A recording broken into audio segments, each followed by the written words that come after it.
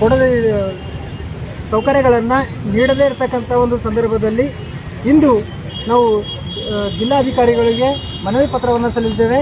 ಅಲ್ಲಿರ್ತಕ್ಕಂಥ ಚನ್ನಬಸವ ಹೆಗಡೆಯವರು 10 ವರ್ಷಗಳಿಂದ ಅಲ್ಲೇ ಸೇವೆ ಸಲ್ಲಿಸಿದ್ರು. ಬೇರೆ ಒಂದು ಶಾಲೆಗಳಿಗೆ ವರ್ಗಾವಣೆ ಆದೇಶವನ್ನು ಹೊರಡಿಸಿದ್ರು ಕೂಡ ಅವರು ಅಲ್ಲೇ ಪ್ರಸ್ತುತವಾಗಿ ಅಲ್ಲೇ ಜಾಬನ್ನು ಮಾಡ್ತಕ್ಕಂಥ ಒಂದು ಪರಿಸ್ಥಿತಿ ಬಂದರೆ ಅಲ್ಲಿರ್ತಕ್ಕಂಥ ಮೂಲಭೂತ ಸೌಕರ್ಯ ಭಾಳಷ್ಟು ಹದಗೆಟ್ಟಿದ ಒಂದು ಕಾರಣದಿಂದಾಗಿ ಅಲ್ಲಿರ್ತಕ್ಕಂಥ ವಿದ್ಯಾರ್ಥಿಗಳಿಗೆ ಭಾಳಷ್ಟು ರೋಗ ರುಜಿನಗಳಿಗೆ ಒಂದು ಕಾರಣವಾದಂಥ ಒಂದು ಪರಿಸ್ಥಿತಿಯನ್ನು ತಂದಿಟ್ಟಂಥವರು ಅಲ್ಲಿರ್ತಕ್ಕಂಥ ವ್ಯವಸ್ಥಾಪಕರು.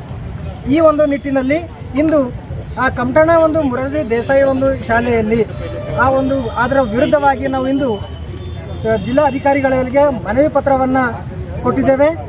ಅದೇ ರೀತಿಯಾಗಿ ನಮ್ಮ ಜಿಲ್ಲಾಧ್ಯಕ್ಷರಾದಂಥ ಅಮೃತ್ ಮುತ್ತಂಗಿ ಸರ್ ಅವರು ಅದರ ಕುರಿತು ಒಂದೆರಡು ಮಾತಾಡಬೇಕಂತೇಳಿ ತಮ್ಮಲ್ಲಿ ವಿನಂತಿ. ಶ್ರೀಗನ್ನಡಂ ಗೆಲ್ಗೆ ಶ್ರೀಗನ್ನಡಂ ಬಾಲ್ಗೆ. ಇವತ್ತಿನ ದಿವಸ ಬೀದರ್ ಜಿಲ್ಲೆಯಲ್ಲಿ ಇರಕ್ಕಂಥ ಎಲ್ಲ ಮೊರಾರ್ಜಿ ದೇಸಾಯಿಗಳು ಅಂದರೆ ಕೆಲವೊಂದು ಮೊರಾರ್ಜಿ ದೇಸಾಯಿಗಳು ಸುಮಾರು ಮೂಲಭೂತ ಸೌಕರ್ಯಗಳನ್ನು ಒದಗಿಸಿಕೊಡದೆ ಮಕ್ಕಳಿಗೆ ಆಹಾರದಲ್ಲಿ, ಅವರ ಪಾಠ್ಯ ಪುಸ್ತಕದಲ್ಲಿ ಹಾಗೂ ಒಂದು ಊಟದಲ್ಲಿ ಕಳಪೆ ಮಾಡ್ತಾ ಇದ್ದಾರೆ. ಅದರ ಸಲುವಾಗಿ ನಾವು ಕೇಳಿದಾಗ ಏನಂತಾರೆ ಅಂದರೆ, ಮೊರಾರ್ಜಿ ದೇಸಾಯಿ ಕಮಠಾಣೆ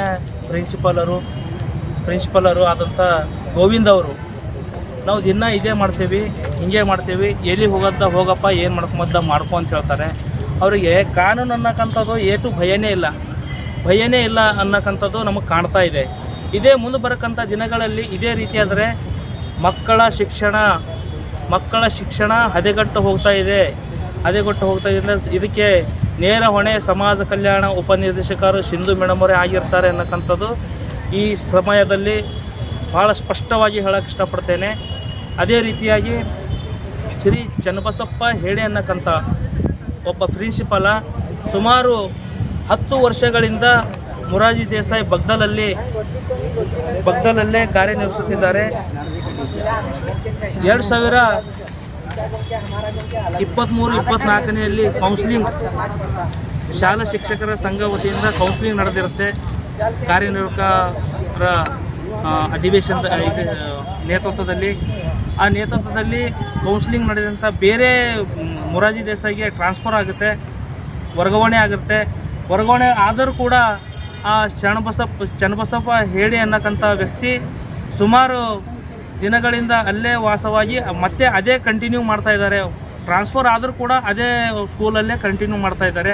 ಅದರ ಸಲುವಾಗಿ ಮುಂದೆ ಬರಕ್ಕಂಥ ದಿನಗಳಲ್ಲಿ ಇವರು ಈ ಒಂದು ಸ್ಕೂಲಿನ ರೂಲ್ಸ್ ಆ್ಯಂಡ್ ರೆಗ್ಯುಲೇಷನ್ಸ್ ಎಲ್ಲ ಗಾಳಿಗೆ ತೂರಿ, ಸರ್ಕಾರ ಆದೇಶಗಳನ್ನು ಗಾಳಿಗೆ ತೂರಿ ತಮ್ಮದೇ ಆದಂಥ ನಿಟ್ಟಿನಲ್ಲಿ ಕೆಲಸ ಮಾಡ್ತಾ ಇದ್ದಾರೆ ಅಂಥೇಳಿ ಇವರಿಗೆ ಭಯ ಭಕ್ತಿ ಏನೂ ಇಲ್ಲ, ಇವರಿಗೆ ಅಂಜಿಕೆ ಅನ್ನೋ ಕಾನೂನಿನಕ್ಕಂಥ ಅರಿವು ಏನೂ ಇಲ್ಲ ಅನ್ನೋಕ್ಕಂಥದ್ದು ಈ ಸಂದರ್ಭದಲ್ಲಿ ಹೇಳೋಕ್ಕೆ ಇಷ್ಟಪಡ್ತೇನೆ. ಒಂದು ವೇಳೆ ಈ ಮೊರಾರ್ಜಿ ದೇಸಾಯಿಯಲ್ಲಿ ಮೂಲ ಸೌಕರ್ಯಗಳು ಕೊಡದೇ ಇದ್ದ ಹೋದಲ್ಲಿ ಕರ್ನಾಟಕ ರಕ್ಷಣಾ ವೇದಿಕೆ, ಗಜಸೇನೆ ಎಲ್ಲ ಮೊರಾರ್ಜಿ ದೇಸಾಯಿ ಮಕ್ಕಳೆಲ್ಲ ತಗೊಂಡು ಜಿಲ್ಲಾಧಿಕಾರಿಗಳ ಕಚೇರಿ ಮುಂದೆ ನಾವು ಹೋರಾಟ ಮಾಡಬೇಕಾಗುತ್ತದೆ ಅಂಥೇಳಿ ನಾನು ಈ ಸಂದರ್ಭದಲ್ಲಿ ಹೇಳೋಕ್ಕೆ ಇಷ್ಟಪಡ್ತೇನೆ. ಜೈ ಹಿಂದ್, ಜೈ ಕರ್ನಾಟಕ. ನನ್ನ ಹೆಸರು ಅಮೃತ್ ಮುತ್ತಂಗಿಕರ್, ಕರ್ನಾಟಕ ರಕ್ಷಣಾ ವೇದಿಕೆ ಗಜಸೇನೆ ಜಿಲ್ಲಾಧ್ಯಕ್ಷರು. Thank you.